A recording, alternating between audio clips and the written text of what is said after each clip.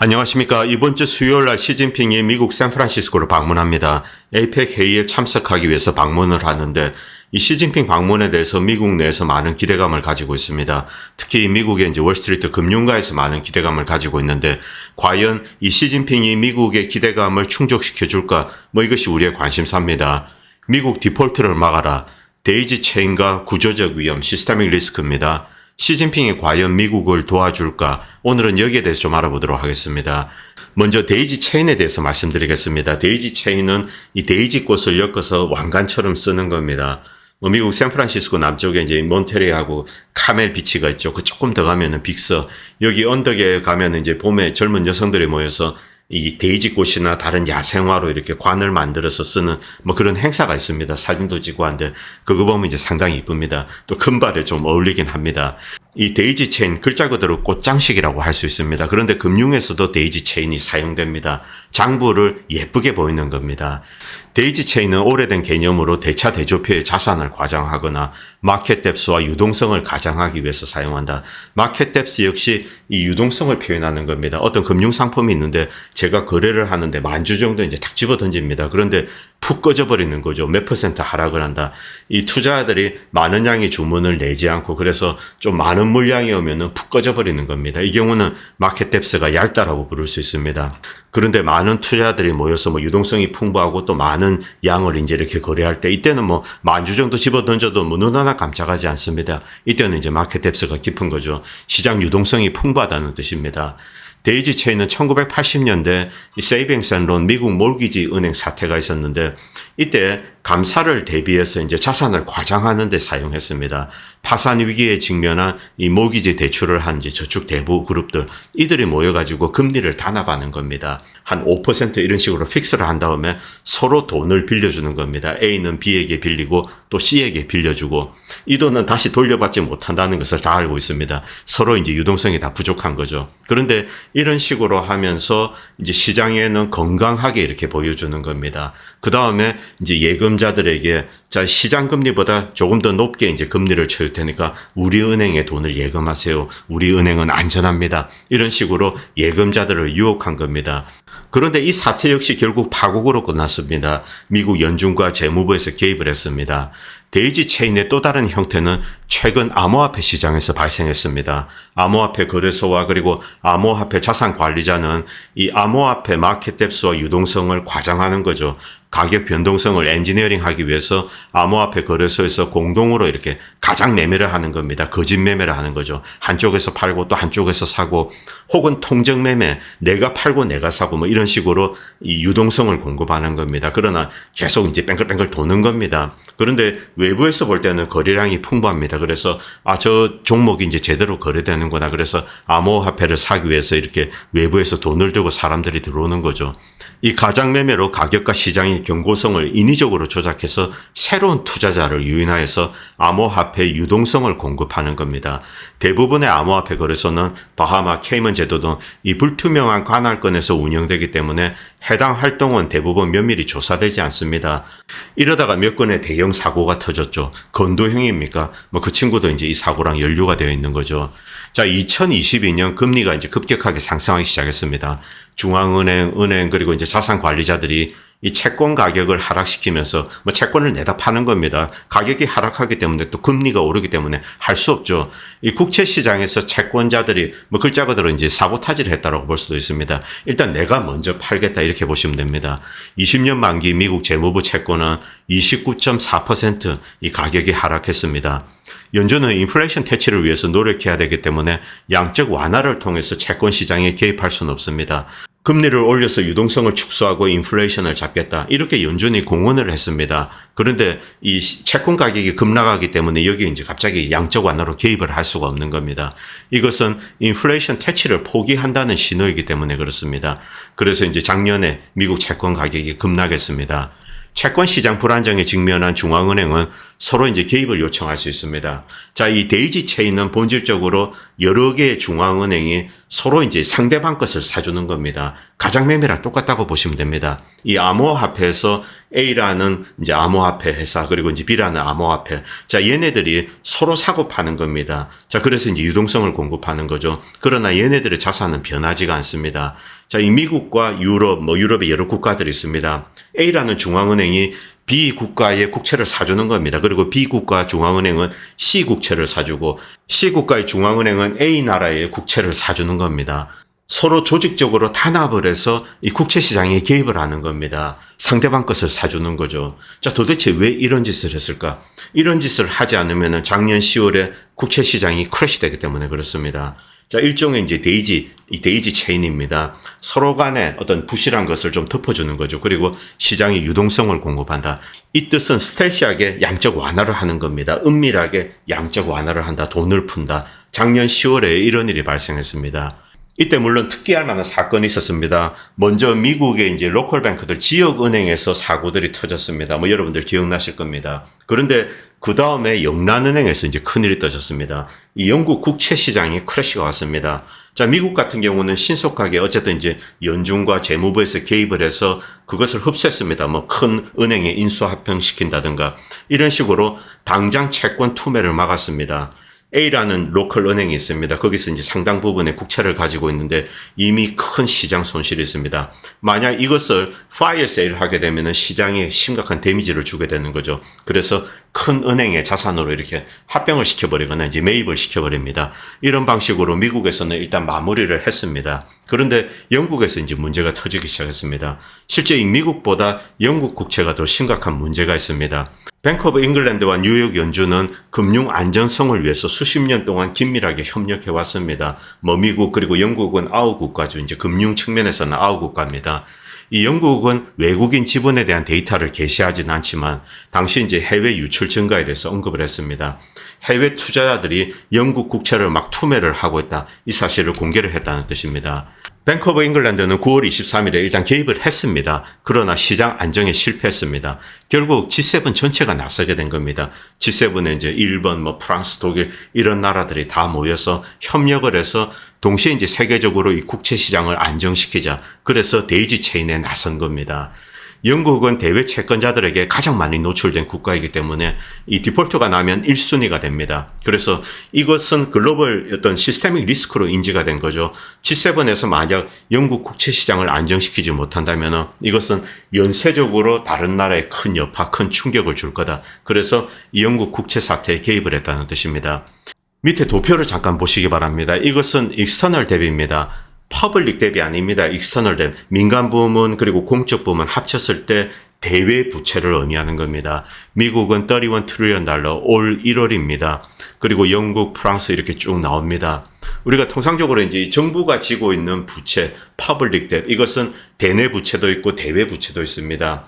이것은 그것이랑 상관없이 퍼블릭 플러스 또 민간 부문 합쳤을 때 대외 부채입니다. 민간 부문도 포함이 됩니다. 미국은 어쨌든 이제 경제력이 큰 나라이기 때문에 이 정도 이제 대외 부채를 안고 있습니다. 그런데 영국, 프랑스 이렇게 쭉 나옵니다. 여기서 중요한 것은 GDP 대비입니다. 자, 이 미국 같은 경우 121%, 영국 같은 경우는 273%입니다. 대외 부채가 많다는 뜻입니다. 특히 영국의 대외 부채 상당 부분은 미국이 이렇게 떠안고 있습니다. 그리고 프랑스 253%, 독일 160%, 일본 100%. 일본 같은 경우는 공적 부채는 엄청납니다. 이 정부 부문의 이제 재정은 최악이죠. 그러나 대외 부채가 작기 때문에 일본은 통상적으로 안전한 나라로 분류가 됩니다. 대내 부채, 국내 투자자에게 진 빚, 국내 이제 국민들에게 진 빚은 그렇게 큰 문제가 되지 않습니다. 국가 디폴트랑 직접적으로 연관되지 않습니다. 이 정부는 어떠한 공권력을 이용해서도 그것을 극복하는 방법이 있습니다. 전체주의적인 방식으로 이제 극복할 수도 있고 권위주의적인 방식입니다. 그리고 통화 개혁을 통해서 빚의 절대 규모를 이렇게 이제 줄여버리는 다양한 방법이 동원 가능합니다. 그래서 대내 투자자에 대한 빚, 이것은 이제 여기서 거론되지가 않는 겁니다. 일본 같은 경우는 100% 낮은 편입니다. 그런데 중국은 14%밖에 되지 않습니다. 아직 이 중국이라는 이 금융시장이 외국 투자자에게 매력적이지 않다 이런 것을 의미하지도 하지만 이 중국은 대외 부채가 그렇게 많지 않다 이렇게 보셔도 됩니다. 러시아 역시 마찬가지입니다. 러시아 역시 한 15% 정도 됩니다. 러시아와 중국은 국제적인 국제 금융시장 측면에서는 디폴트 리스크가 없다라고 보시면 됩니다. 뭐 국내 투자자에게 진빌, 뭐 그것은 이 중국에서 공산당 정부에서 알아서 할 일입니다. 자, 이탈리아 이렇게 쭉 나옵니다. 영국이 가장 심각하다는 것을 알 수 있습니다. 자, 영국이 작년 9월에 위기에 처하자 결국 G7이 모두 함께 나선 겁니다. 영국만의 문제가 아닙니다. 그 다음 미국 그리고 이 프랑스 같은 나라들이 있습니다. 유럽에서도 중앙은행이 금리를 너무 빨리 인상했고 국채 가격 하락으로 엄청난 마진콜과 담보 부족이 발생하면서 성 전체가 무너질 거란 우려가 급증했습니다. 리포 트레이더들은 두려움을 공개적으로 표현했고 ECB가 다른 중앙은행과 협력할 것을 요구를 했습니다. 이 많은 전문가들이 이런 이야기를 합니다. 자, 이 국채, 나라가 많은 빚을 진다고 하더라도 리포 시장에는 문제가 없다. 그런 터무니없는 이야기를 하고 있습니다. 국가 부채가 천문학적으로 커지게 되면은 당연히 이 리포 시장에 영향을 주게 됩니다. 유동성이 드라이브 하게 되는 겁니다. 영국에서 작년 9월에 이런 현상이 발생했습니다. 그러다가 10월, 11월 미국 국채 시장 역시 스트레스를 받게 됩니다. 뉴욕 연준은 미국채 유동성 상황이 시장이 흔들렸던 2020년 3월, 이때는 이제 코땡땡 사태가 있었습니다. 이때만큼이나 나쁘다고 공개적으로 발표를 했습니다. 이 전 세계적으로 채권 시장에 패닉이 유발되었습니다. 2020년 3월 코땡땡 사태 같은 경우는 연준에서 엄청난 돈을 찍어서 일단 덮었습니다. 자, 그런데 지금은 어떻게 할 수가 없는 거죠. 자, 인플레이션을 잡기 위해서 금리를 올리는 상황입니다. 양적 완화를 할 수가 없는 상황이죠.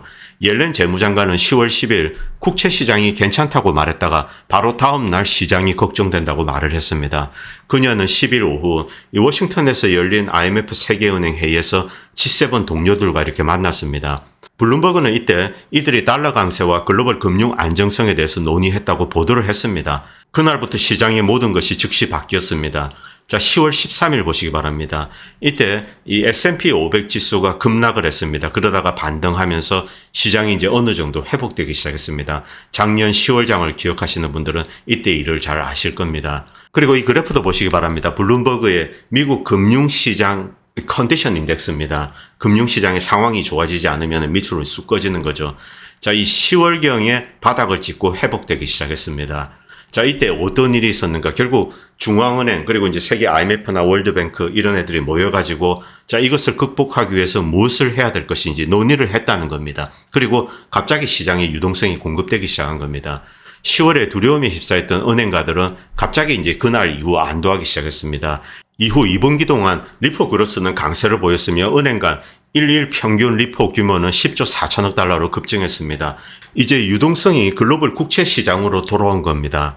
이때 어떤 일이 있었는가? 결국 중앙은행들이 모여서 특히 이 G7 선진국 중앙은행들이 모여서 자, 돈을 찍어서 상대방 국채를 사주는 겁니다.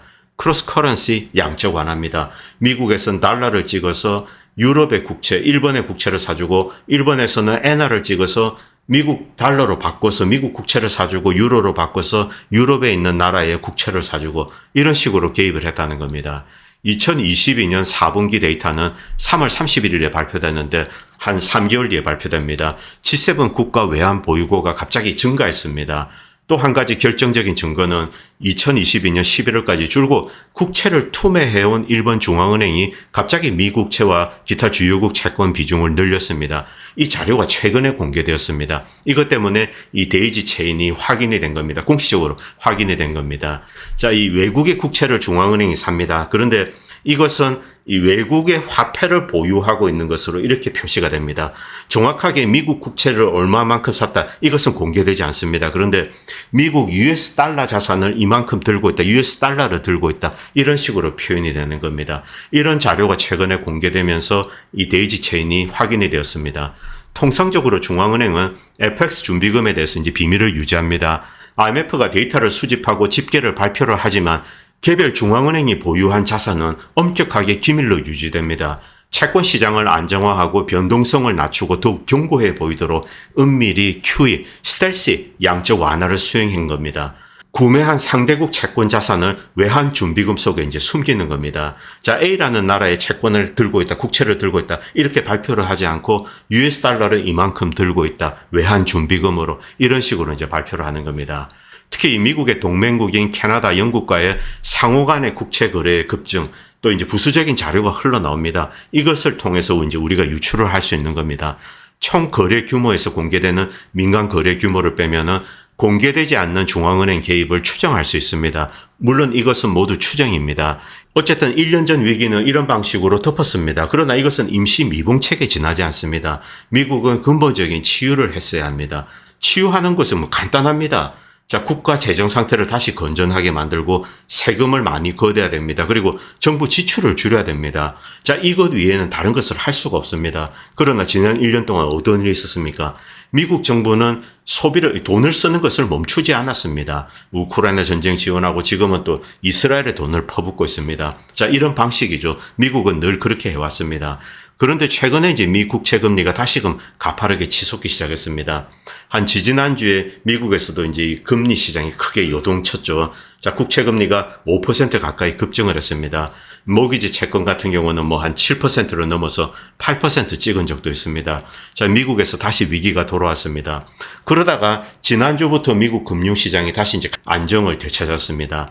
그런데 이것은 직접적으로 시진핑의 방미 소식과 연관이 된 겁니다. 자, 이 미국 국채 금리가 가파르게 치솟았다가 지난주에 이제 미국 금융시장이 좀 안정이 되었습니다. 물론 지정학적인 요인은 있습니다. 뭐 팔레스타인 가자 지구에서 뭐 이스라엘과 지금 난리가 터졌죠. 자, 이런 상황이 좀 자극을 했습니다. 그런데 지난주에 갑자기 안정을 되찾은 것은 결국 시진핑의 에이펙 참석 결정 때문입니다. 자, 시진핑이 미국에 오면은 어떤 효과가 있는가? 거기에 대해서는 누구도 자신 있게 대답을 할 수가 없습니다. 자, 시진핑이 미국에 와서 바이든이 와서 이제 시진핑에게 어떤 여러 가지 부탁을 할 겁니다. 뭐 제발 국채를 사주세요, 이런 부탁을 할 겁니다. 뭐 거기에 대해서 야, 네 일은 좀 네가 알았어요, 이러고 이제 돌아갈 수도 있습니다. 그냥 뭐 샌프란시스코 에이펙 한다니까 와가지고 뭐 다른 나라 사람들 좀 지도자들 만나고 악수하고 그리고 허허하면서 이제 그 다음에 돌아갈 수도 있는 겁니다. 그리고 실질적으로 미국에 도움을 줄 수도 있는 겁니다.